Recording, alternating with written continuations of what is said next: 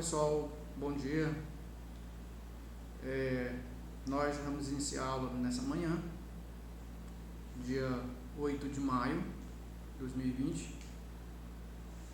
Nós, nossa sala pré-universitária, tá? E o nosso assunto de hoje vai ser sobre a reprodução das gimnospermas e angiospermas.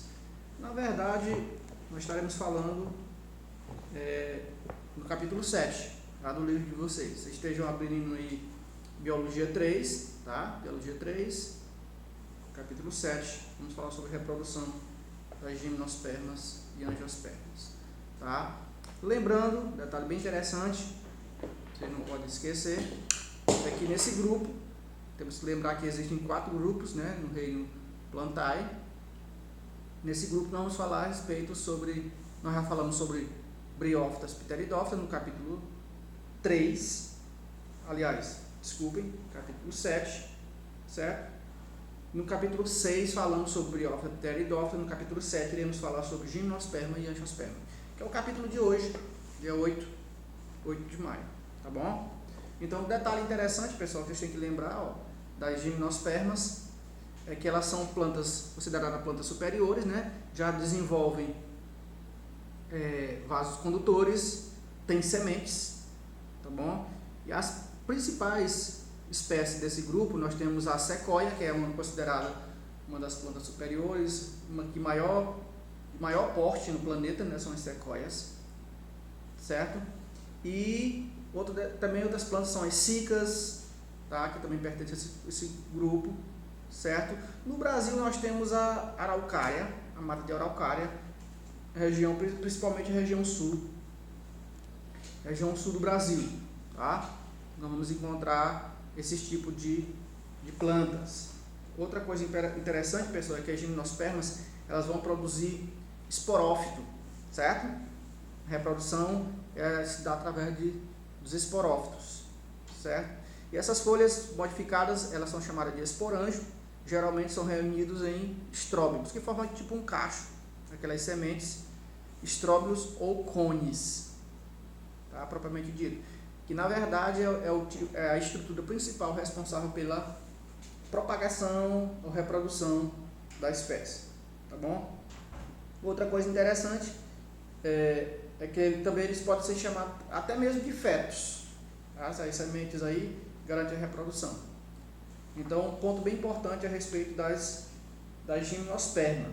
Outra coisa interessante, pessoal, algumas espécies aí de gimnospermas, nós temos samambaiaçu, tá? Outra espécie aí das gimnospermas, samambaiaçu, tem as cicas, gingoloba, né? As coníferas, certo? E aí vai dando origem a algumas espécies mais desenvolvidas, que na nossa região nós não temos muito esse tipo de espécie na nossa região, tá bom? Então vamos falar aqui a respeito da reprodução das gimnospermas. Vocês no livro de vocês, na página 90, a partir da página 90, vocês vão encontrar essa estrutura falando a respeito sobre a gimnosperma. Então, pessoal, lembrando aí que os estróbilos, eles formam microsporócito, que são 2N, tá? O microsporângio. Depois ele vai sofrer um processo de divisão celular chamado de meiose. Então, nessa meiose aí, a célula inicial vai transformar em 4, formando assim o grão de pólen, que deixa de ser 2N e vai se tornar N, tá bom? Aí esse grão de pólen, ele tem as células protaliais, aliás, e esse grão de pólen são sacos aéreos que facilitam a dispersão aleatória até os cones femininos. O grão de pólen são liberados, dispersos pelo vento, através da nemofilia, não é isso?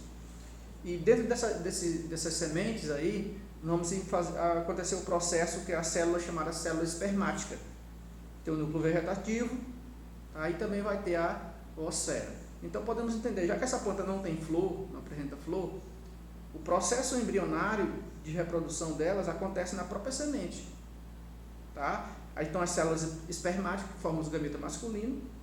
Aí tem o núcleo vegetativo e tem também a oosfera. Então essas estruturas, a oosfera que vai formar exatamente o gameta feminino, dentro da semente. Aqui no caso, pessoal, nós estamos falando a respeito da reprodução que acontece nas coníferas, no pinheiro do Paraná. Tá? O pinheiro do Paraná exatamente vai se desenvolver nessa forma aí. Ao que acontece? Essa semente vai cair no solo, tá? Dentro vamos ter a endosperma, que é haploide, o endosperma é haploide, o embrião é diploide, certo? Então nós temos aí a casca da semente, que a casca na verdade ela vai ter o papel de proteção, tá, dessa estrutura. E aí vai dar esse início o quê? A germinação, certo? Então essa germinação vai dar a formação do esporófito jovem, que vai dando origem a uma espécie adulta, tá? Então, ó, nós temos o micrósporo, que é o órgão reprodutor masculino, e tem o megásporo, que é o órgão reprodutor feminino. É mais ou menos aquela ideia, você faz analogia, você vai encontrar o gameta reprodutor masculino, que no caso é o espermatozoide, ele é menor estrutura, o óvulo é bem maior que o espermatozoide, tá? Aí garante a reprodução. Então, basicamente, você tem essas duas estruturas. Se você analisar no livro de vocês, você vai encontrar aí, ó, o estróbilo masculino, tá? Que produz o microestróbilo, e tem o estróbilo feminino, certo? Que vai produzir o megaestróbilos. Então, como eu falei para vocês, ó, o micro produz o gameta masculino, o mega produz o gameta feminino. Então, nas duas estruturas, no caso da semente dessa planta, você vai encontrar os dois órgãos reprodutores, que garante aí a sobrevivência e a dispersão da espécie, tá? As gimnospermas, pessoal, elas habitam preferencialmente ambientes frios e temperados. Temperados aí, no caso, que as 4 estações são bem definidas, por isso que elas são mais predominantes na região sul do Brasil, que ali as 4 estações são mais bem definidas, tá? São plantas vasculares, possuem raízes, cauda, folhas, são também chamadas de fanerógamas, certo?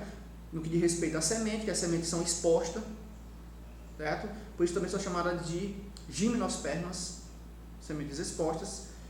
E a estrutura reprodutora delas são chamadas de estróbilo, que nós já mencionamos aqui. Estróbilos ou cones, onde vai formar a semente que protege e nutre o embrião. Outra característica interessante sobre a gimnosperma, elas também pertencem ao grupo temos alguns grupos, né, das cicacidófitas, ginófitas e coninófitas.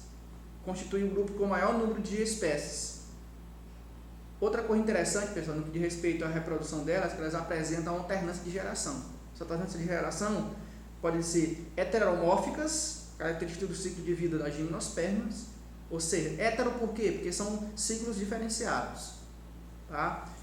Então, o esporófito, ele é o quê? Ele é 2N, então a fase esporófita, ele é 2N, e a fase desenvolvida e duradoura é o gametófito, que ele é N, tá? Então, nessa fase de reprodução das gimnospermas, é diferente no caso lá das briófitas, do primeiro grupo lá, certo? Então, no primeiro grupo, a fase esporófita, ela é a fase mais curta, e a fase gametófita é a fase mais duradoura, tá? E aqui é o contrário.